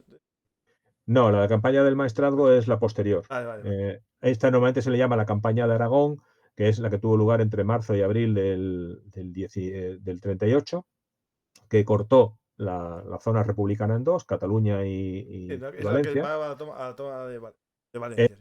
Y la campaña del maestrazgo fue la posterior, a partir de mayo del 38, cuando una vez más Franco se le plantea el dilema, ¿y ahora qué? ¿Voy hacia Cataluña o voy hacia Valencia? Todos sus generales le decían, vamos a por Barcelona, porque estaba todo el dispositivo más preparado para hacerlo. Y sin embargo, Franco, por el motivo que sea, no nos vamos a meter ahora aquí, decidió ir a por Valencia. Entonces tuvo lugar la campaña del maestrazgo, que dio pie a una recuperación de los republicanos que permitió lanzar la batalla. Y vemos, y ya voy terminando, cómo se define todo esto que acabamos de ver, cómo se define en la normativa militar actual. Y se le llama explotación del éxito, que es aprovechar que se ha roto un frente enemigo para avanzar con agresividad, con velocidad, para desmoronar la retaguardia. Y en este caso, fíjate, dice, tener prevista y planeada, teniendo como objetivo puntos importantes del terreno. Es decir, lo que se hizo en el Alfambra, tener todo perfectamente planeado para combatir lo menos posible y ocupar unas líneas de posiciones importantes de cara al futuro. Y vendrá después la infantería a lo mejor a tomar esos puntos de resistencia, ¿no? Sí, ojo, es que la batalla de Alfambra en sí tardó, fueron 3 días, pero luego estuvieron una semana limpiando el Claro. territorio. Porque ahí sí, ahí ya había que ir a todas las posiciones republicanas, ver qué había pasado, había que recuperar las bajas, había que capturar los prisioneros. Estuvieron una semana reorganizando todo ese territorio que habían ocupado. Y ahí sí que las unidades de caballería lo hicieron, pero ahí hace falta mucha gente. Es ahí donde estaban todas esas unidades de infantería haciendo la limpieza del territorio ocupado. Interesante de este caso, ¿no? Que como lo planteas, ¿no? Esta puesta en práctica del manual actual y la batalla de Alfambra es la muestra, ¿no? De que por muy modernos que seamos, por muy tecnológicos que queramos vernos, la historia nos da lecciones, ¿no? Y en el punto de vista militar, grandes ideas de hace 100 años o de hace 2000 se pueden aplicar. Lo único que se modifica son las herramientas en su... Completamente de acuerdo. De hecho, por eso te decía antes que yo a los cadetes no me los llevaba, no les daba una clase de historia, les daba una clase de táctica. Claro. De táctica práctica, de Pero análisis. tienen la suerte de tener un maestro que sabe de táctica actual y es doctor en historia. Eso es una joya. Es una joya que tenemos la suerte de tener gente como más amigos amantes de la historia y militares, todos de alto rango como tú, que unen esa doble faceta, ¿no? La de historiador y la de militar. Muy interesante, ¿no? Cómo ponéis en práctica el pasado en el presente, ¿no? Posible futuro, ¿no? Con las teorías tácticas, estratégicas, que maman, ¿no? Alimentan del pasado. Creer que es mejor los de ahora porque somos más modernos, no. Podemos aprender mucho de la historia para hacer mejor nuestro trabajo en el futuro, ¿no? Es lo que haces perfectamente con los cadetes, darles una lección de historia, pero enfocándolo como práctica. Es decir, es muy interesante porque hay gente que dice, no, la historia ya pasó, no va a volver a pasar. No, tú lo que dices es, esto pasó en el pasado y se puede hacer igual con unos vehículos 8x8 y con unos Leopard, ¿no? Es decir, se puede hacer perfectamente la misma explotación del éxito, ¿no? Efectivamente. Es que el conocimiento en general es un círculo, es un ciclo. Yo aprendo de un libro o de un maestro, llevo a práctica lo que he estudiado, a continuación debo revertir mis conocimientos. Eso en el ejército se llama el ciclo de lecciones aprendidas. Cuando un teniente en Afganistán hace algo de acuerdo con los reglamentos y detecta que se puede hacer mejor o que lo que le han enseñado está mal. Bueno, pues hace un informe, ese informe se analiza y se modifica el reglamento de acuerdo con esa lección aprendida de cara a la enseñanza al futuro. Es un ciclo, un continuo. Cada vez que ese ciclo de conocimiento se rompe, pasan cosas malas. En concreto, por ejemplo, en 1914 fue un desastre la Gran Guerra, porque los generales de todos los bandos, todos los oficiales, no eran conscientes de que no podían hacer una guerra napoleónica en un campo de batalla donde había ametralladoras. Claro. ¿Eh? Entonces, ellos pensaban que con grandes columnas, con potencia, marcha rápida y tal, y luego enfrente tenías una ametralladora y te causaba 100 bajas en un momento. Bueno, pues todo eso hay que analizarlo. Entonces, sí, hay unos principios que son permanentes a la hora de, en este caso, de conducir la batalla, y luego hay que adaptarlos, hay que llevarlos a cada momento. En este caso, mi objetivo es transmitir ese. Alfambra se hizo a caballo porque era lo que había. Hoy se haría con drones y con centauros. ¿Vale? Efectivamente. Ahí, por ejemplo, hablando un poco de actualidad, mencionas el caso de los drones. En la caballería, el dron cumpliría una misión de ayuda a la exploración, ¿no? Podríamos tenerlo también como ese elemento. Sí, El de dron, hecho ya lo... es decir, vamos, la caballería podría ir antecedida, ¿no?, de unos drones de exploración. De hecho, ya los tenemos. Bueno, en realidad, en los últimos 10 años, más o menos. Hace unos 10 años, en el ejército español, solo teníamos, que yo sepa, dos modelos de drones. Uno que vuela más alto, con más unas características para un cuartel general, ¿vale? Y otro, el Raven, que era para pequeña unidad, para hacer lo que tú dices, ¿no? Lanzarlo en reconocimiento muy próximo a una patrullita. Ahora mismo tenemos una gran variedad de drones, cada uno, y más que se están preparando, cada uno adaptado a sus necesidades. Los artilleros tendrán un dron con unas capacidades específicas para detectar objetivos o para medir distancias y cosas de ese tipo. En los de caballería tenemos unos drones, por ejemplo, los drones hay que distinguir entre los de ala rotatoria y ala fija. Los de rotatoria son los tipo helicóptero, que te permiten quedarse más estacionarios, y los de ala fija, digamos que son avioncitos que avanzan más longitudinalmente, ¿no? Pues para caballería será más apropiado en principio un dron de ala fija que te permite, digamos, como tú has comentado, mandarlo por delante de una patrulla a lo largo de un camino. Sin embargo, quizá para un artillero sea más apropiado uno de ala rotatoria para que se quede quieto en un sitio y le permita observar, mantener los ángulos, por así decirlo, para hacer sus cálculos. Hacer de dirigible, como ese portaaviones que vimos en la Primera Guerra Mundial, el dirigible solía ser observador artillero.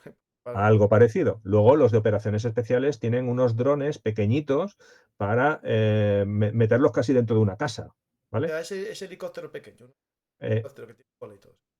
Efectivamente. Bueno, ahora mismo drones tenemos todos. Sí, tengo hasta yo compré uno para hacer programas. De hecho, llegó, bueno, ya, lo tengo ahora mismo aquí.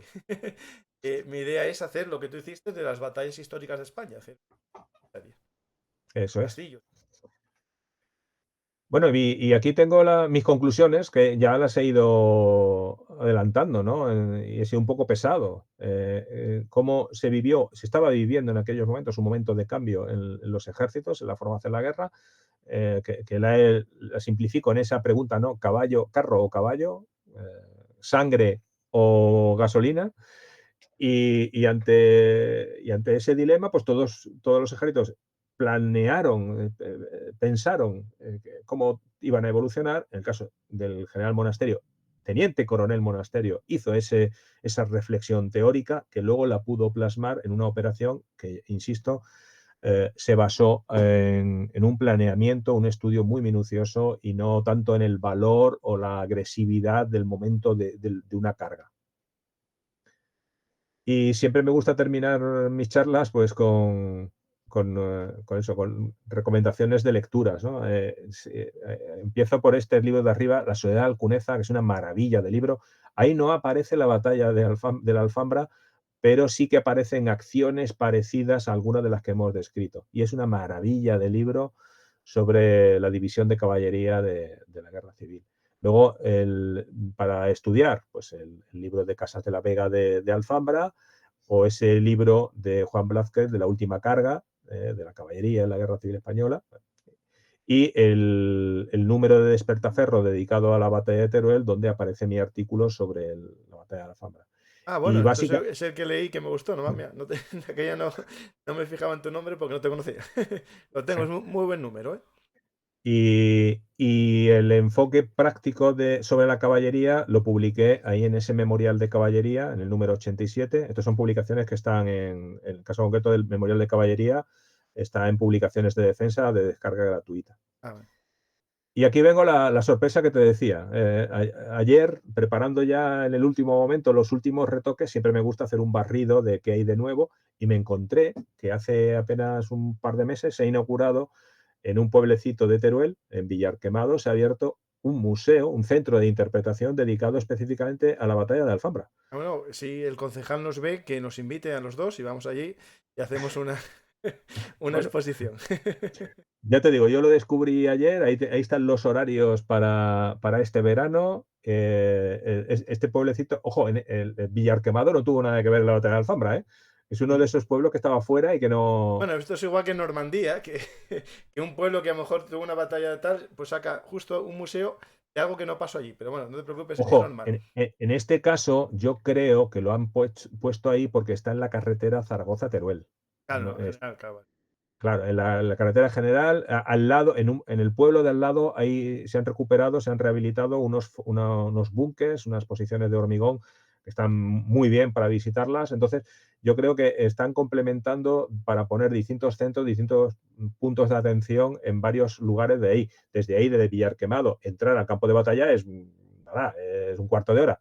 Pero que me hizo gracia que fuera en Villarquemado donde lo han hecho. No, pues mira, pues puede Tengo ser porque pendiente tengan un visitarlo. alcalde espabilado o un concejal de cultura espabilado y cogió la idea, porque ahora ya va a ser difícil que otro pueblo más relacionado lo monte si hay un museo así, ¿no?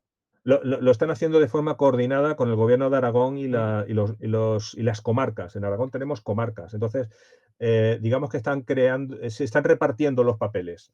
Ahora en Teruel se va a constituir, parece que por fin, el Museo de la Batalla de Teruel.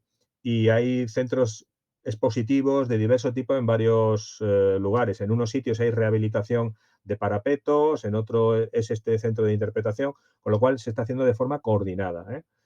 A lo mejor si hubieran hecho el centro de interpretación en Argente o Visiedo, que tienen peores comunicaciones, pues acudiría menos gente. En este caso está a pie de la autovía, con lo cual es más fácil pararse y luego a lo mejor ya sí que te vas al campo de batalla. O incluso organizarán a lo mejor tours. Van con un guía en un pues y van llevando de un sitio a otro. Si hay gente, pues si hay demanda, hay oferta. Sí, sí. Irá apareciendo gente. Y tanto esta presentación parecida como los dos artículos que he comentado están en mi página de la academia, por si alguien quiere complementar, si alguien quiere leer un poco más. Está todo en academia.edu, ¿no? Y con tu Academia.edu, ahí en mi nombre, página. Francisco Escribano Bernal. Eso Están es. ahí y Ojo, ya está. el artículo de Despertaferro no está entero porque yo no puedo colgar, porque No, no, el eso que es quiera lógico, que se no, lo sí, sí. compre. Pero bueno, que ahí tiene la referencia para hacerlo. Lo otro sí, lo otro son publicaciones gratuitas y están enteras. Seguro que va a entrar gente, ya me dirás si seguro que hay un contador cuando salga el programa. Seguro que mucha gente se tirará a conocer esos artículos. Porque si son como la exposición y como el que leí en Despertaferro sobre la batalla, está muy bien. De hecho, Despertaferro es amiga de Belun Artis porque fue casi de las primeras editoriales que confió en un pequeño blog para dar a conocer sus libros.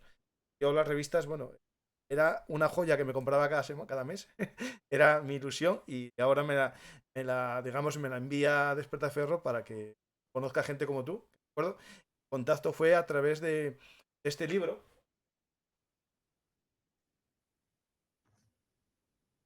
100 años de la Legión, que tienes uno de los artículos, está ahí, de Despertaferro, un cuaderno, que trata la historia de la Legión Española y tenías justo el de la Guerra de Marruecos. Ahora de las pantallas.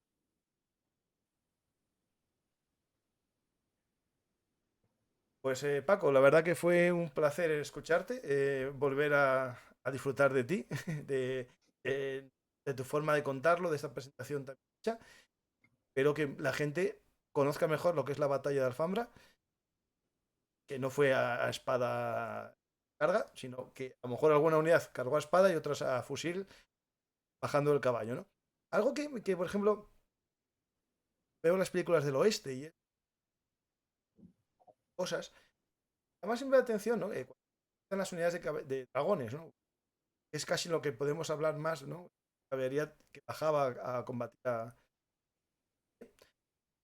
Era el tema claro, que es un tema que es interesante, que pasa a día de hoy casi con los vehículos, ¿no? Que cuando bajan los soldados, ¿no? Los fusileros de los vehículos, el conductor queda, ¿no? Pues algo pasaba también con los caballos. Podemos decir que teníamos 10 caballos, pero uno o dos, dependía el manual, se quedaban para sujetar los demás caballos, ¿no? Claro, todo eso estaba Sí, perfectamente arreglado. Efectivamente, cada unidad tipo pelotón, cada 8 o 10, había uno que se quedaba con los caballos en una vaguada y nada, y luego lo recuperaban, porque si no, sí, sí, sí. efectivamente, estaba todo, los manuales militares, los reglamentos militares están perfectamente regulados todos y todas esas cuestiones estaban planteadas. Luego, ¿cómo se gestionaba en el día a día? Pues me imagino que los irían rotando, ¿no? Para que no Sí, estuviera claro, bueno, siempre el mismo detrás con los caballos. Siempre seguro que había alguno que se había caído del caballo el día antes y tenía la movilidad reducida y ese era el que se quedaba ahí atrás, ¿no? bueno, Pero sí, o algún voluntario, el listo, dice, aquí tengo menos posibilidades de morir, yo me quedo con el caballo. sí, pero ahí para eso está el sargento, Ya, para, claro, claro, claro. para repartir los esfuerzos y que el listo no se pase de Sí, listo, sí, ¿eh? justo, justo. Que sería pasarse listo. Pues Paco, ha sido la verdad un placer. Piensa un tema que tengas ya preparado, a lo mejor tienes ya algún artículo hecho parecido. Los que puedas un día, cuando tú quieras, me dices, "Ah, me apetece volver a ver un artista". Yo, me dices con tiempo, veo huecos, porque es verdad que la agenda la tengo muy ocupada, pero siempre dejo días libres por la semana, uno o dos, porque ya tengo ya 3 y 4 semanales, pero cuando tú quieras, tú veas que tienes par tema, esta es tu casa. Muy bien. Para dar a Pues, conocer la historia de España, la historia militar de España, de una forma seria, que es lo que haces, pero y la verdad es que muy amena, ¿eh? Forma muy divertida de conocer el pasado y la importancia que tiene, digamos, una batalla, sea quien sea los que combaten, ¿no? Las lecciones que se sacan. Este tema, por desgracia, una batalla de nuestra guerra civil entre españoles, nos sirve también para aprender para futuras guerras, espero que jamás hubo entre nosotros, aprender cómo dar mejor ¿no? Y sobre todo reducir el coste de nuestros estados en una batalla. Si se puede aprender pasado para hacerlo más eficazmente, el objetivo, ¿no? Eso es un objetivo que tenéis que hacer con esos manuales que a veces se pueden leer. Muchos manuales vuestros están disponibles o alguien los sube a internet y pueden leerlos. Que me llama la atención eso, que hay muchos manuales operativos de los ejércitos pueden leer. mm, yo te diría, ¿y por qué no? No, no, no. No. Claro, porque realmente esos, a ver, lo fundamental para lo que estabas comentando, ¿no? De cumplir la misión de la manera más eficiente posible, con el menor número de bajas y demás, lo importante es tener el conocimiento, pero en nuestro caso es particularmente interesante la práctica. Por ejemplo, igual que puedes ver un manual militar, a lo mejor encuentras un manual de cómo hacer una operación de cirugía en el cerebro, ¿no? También sí. Y si yo me pongo a leer eso, diré, ah, pues muy bien, pero otra cosa es ponerse a hacerlo, ¿no? Entonces, nuestros manuales, yo no veo ningún problema en que casi todos se pongan a disposición del lector, del público, porque luego hay que asimilarlos, ¿no? Tienes que irte al campo de maniobras o al simulador y ponerlos en práctica y tener un conocimiento profesional y una experiencia y tal. Te lees un libro, la página esa que he puesto antes sobre la explotación del éxito, y tú dices, bueno, y bien, ¿y esto y qué? Si no lo tienes interiorizado y practicado, tampoco sirve de mucho. No, no, yo solo es porque lo conozcan los posibles enemigos, nada más.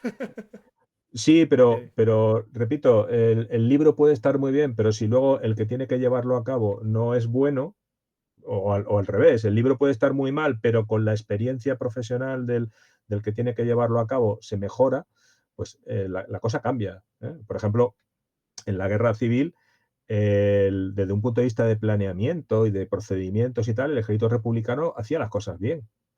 Pero resulta que no tenía buenos cuadros de mando, sobre todo intermedios, cualificados, con lo cual le faltaba gente que supiera manejar una brújula y un plano. Entonces, los planeamientos se hacía bien, pero luego se ejecutaba mal. Sí, porque gran Sí, parte del Estado Mayor siguió siendo fiel a la República. Mayor, los grandes pero sí que es verdad que donde escaseó fue en mandos en los medios.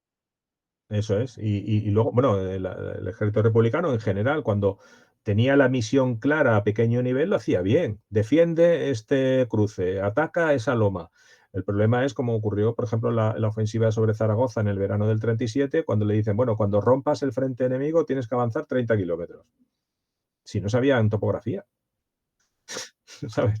Entonces, el ejército nacional sí que supo vertebrar unos mandos intermedios que sabían ejecutar las órdenes con una cierta iniciativa, sabían, lo que repito, la cosa más básica, topografía, ¿no? Y ahí estuvo en buena parte la razón de su éxito, ¿no? Pues entonces igual, podemos tener unos buenos libros, pero luego hay que practicarlos. Es lo que te Claro, comentaba antes del círculo conocimientos. del conocimiento. Claro, y a mí me encanta que estén, porque a veces ojeo alguno de otros países también. Pues, Paco, muchas gracias. ¿Verdad? Ya la oferta está y la invitación, esta es mi casa, y ya a partir de este momento, ya te lo dije la otra vez, y yo espero que vuelvas cuando puedas a Bellum Artis a hablar sobre historia, una pasión que compartimos. Voy a Muy despedirme de bien. los oyentes en este programa en diferido, que es poco frecuente hacerlos, pero el verano está ahí, le tengo que descansar y quiero generar algún contenido para la gente. Espero que se hayan dado cuenta ya que estamos en diferido. Muchas gracias a todos por vernos. Espero que en este diferido hayáis hecho algún comentario en el chat, que responderé comentarios, pero como siempre os pido que deis a me gusta, compartáis en vuestras redes sociales para que más gente descubra la historia militar, que es una lección del pasado para el futuro. En este caso estamos viéndolo claramente en estas lecciones aprendidas de la batalla de Alfa. Nada más, como siempre os recuerdo que si os ha gustado, deis a me gusta, compartís y dejar un comentario. Si queréis apoyarnos y llenar el vasito que tengo aquí a la izquierda para que sigamos contando historias, nos podéis apoyar en el tema de micrometralgo en patreon.com/BellumArtist, también en iVoox o en YouTube. Muchas gracias a todos y hasta la próxima historia.